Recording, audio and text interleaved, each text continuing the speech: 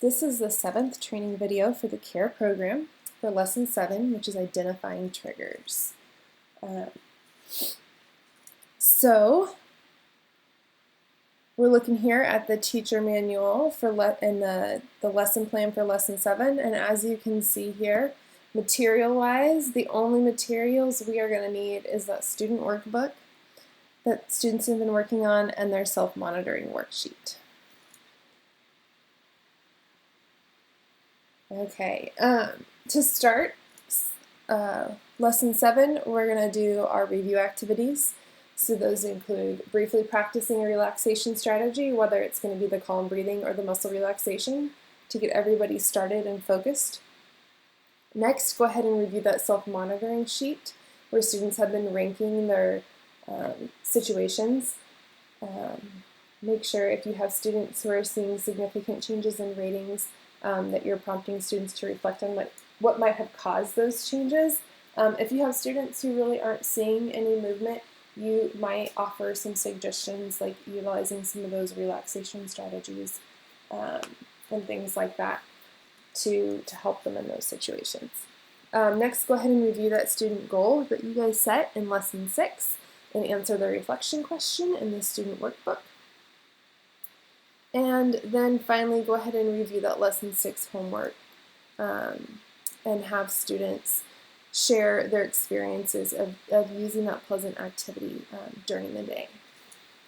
And once you have done those 4 things, it is going to be time to start Lesson 7.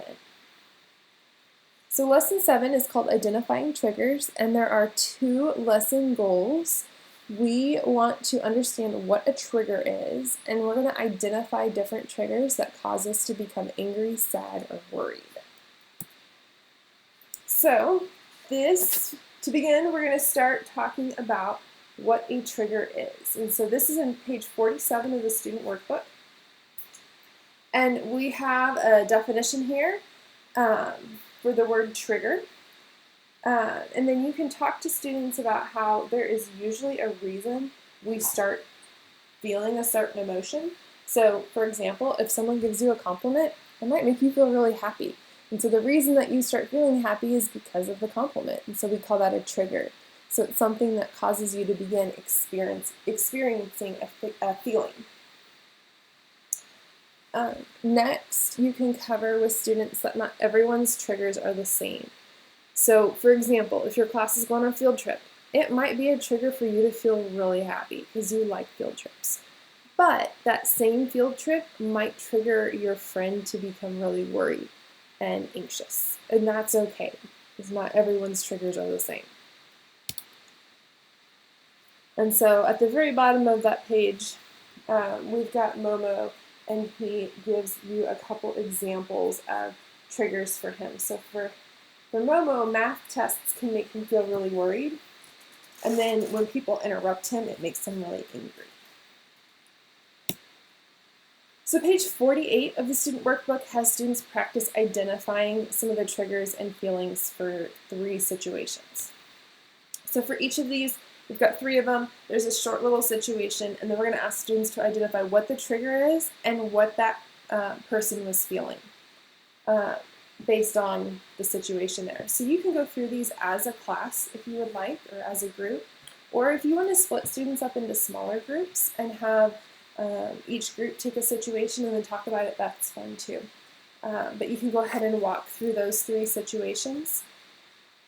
I won't read them aloud right now, but there is an answer key in the teacher manual for the trigger and the feelings. And so once we've walked students through those situations and they've had a chance to practice identifying triggers and feelings, we're going to go ahead and have students look at their own triggers. So on page 49, we're going to start identifying triggers that make us angry. And so what we have here is a stop sign here, and then we've got a list of possible triggers that might trigger a student to be angry. And so you're going to go ahead and have students write down some of the things that might make them angry. And students are encouraged to add things that are not on this list. So if they can think of other things at school that might trigger them to become angry, you can have them write those in there as well. But we did want to give students some examples here, and you're going to have them write that in the stop sign here.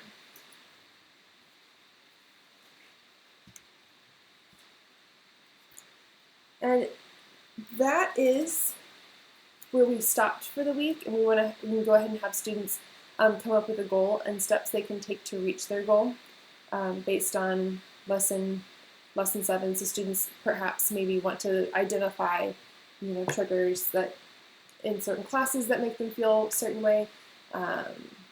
They might want to identify triggers at home that make them feel a certain way, but just getting them to practice identifying those triggers that they might experience. We are going to have students identify triggers that make them sad or worried. We went ahead and put those as homework. If you have extra time in class and you want to have students do either sad or worry with you, you can. But we did go ahead and put that in the homework, but it looks just like the page of the workbook where students identify triggers that make them angry.